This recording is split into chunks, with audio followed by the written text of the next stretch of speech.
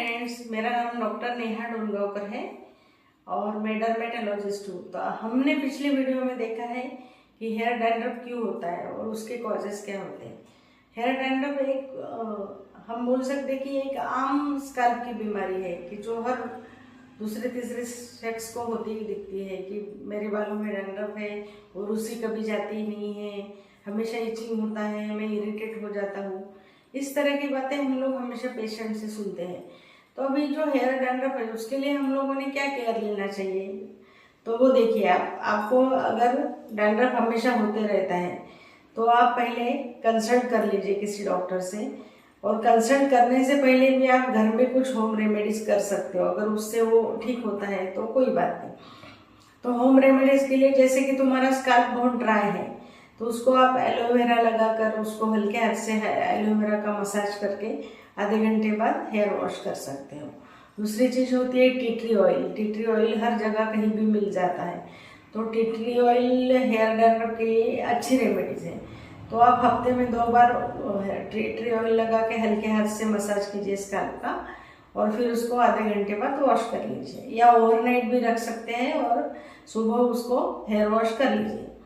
तो उससे भी धीरे धीरे डैंड्रफ कम होने लगता है। और तीसरी जो चीज़ है कि आप लोगों को डैंड्रफ हमेशा होता है तो उसके लिए क्या करना चाहिए। तो तुम्हारे डाइट में अगर ज़्यादा बेकरी फूड्स हैं और आप लोग बहुत स्पाइसी प्रोसेस फूड खाते हो तो उसको अवॉइड करना चाहिए। वो अगर अवॉइड करेंगे तो आपको डैंड्रफ के लिए आसान रहेगा। और अगर आप सप्लीमेंट लेना चाहते हैं डैंड्रफ के लिए तो ज़्यादातर लोगों को ओमेगा 3 लेना चाहिए। अगर ओमेगा 3 की कैप्सूल्स आप लेते हो 1 महीना तो उससे भी हेयर डैंड्रफ धीरे धीरे कम होता है। तो इस तरह के होम रेमेडीज आप कर सकते हो। इसके बावजूद भी अगर आपका डैंड्रफ नहीं जाता है तो आप शैम्पू जो करते हो रेगुलर, तो शैम्पू भी जिंक और उसके साथ कीटोकेनाजोल वाला शैम्पू यूज़ कीजिए। अगर ये सब लगाने के बाद, वो शैम्पू भी यूज़ करने के बाद भी अगर डैंड्रफ ठीक नहीं होता है तो फिर आप कंसल्ट कीजिए, क्योंकि हो सकता है आपको स्कैल्प सोरियासिस हो, सीबोरिक डर्मेटाइटिस हो, फॉलिकुलाइटिस हो। ये सब अलग अलग तरह के स्कैल्प के जो स्किन डिसीज होते हैं तो उससे भी रेगुलर वो डैंड्रफ रहता है। और स्कैल्प में भी किसी का स्कैल्प बहुत ऑयली होता है तो उसको ऑयली डैंड्रफ होता है। हम बोलते हैं कि ऐसे छोटे छोटे खपलियाँ निकलती है उससे।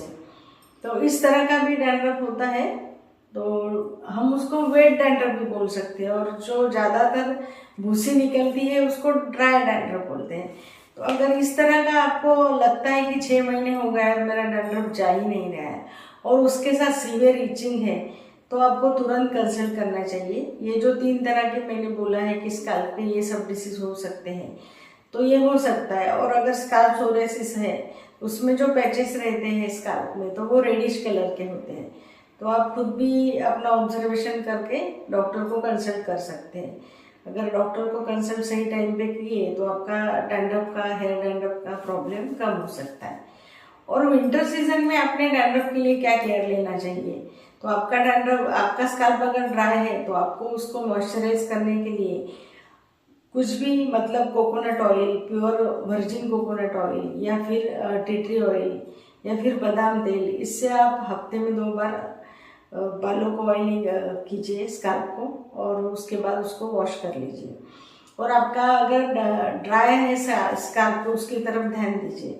और अगर ऑयली है तो आपको हफ्ते में 3 बार उसको वॉश करना ज़रूरी है। और ज़्यादा ऑयल निकलता है तो उसके लिए आप, जैसे कि जटामांसी है, आंवला है, ब्राह्मी है, ये सब मिला के उसका पैक भी लगा सकते हैं, तो जिससे जो ऊपर से ऑयल आता है वो कम हो जाएगा। तो इस तरह की होम केयर भी लेकर आप हेयर डैंड्रफ को कंट्रोल में ला सकते हैं।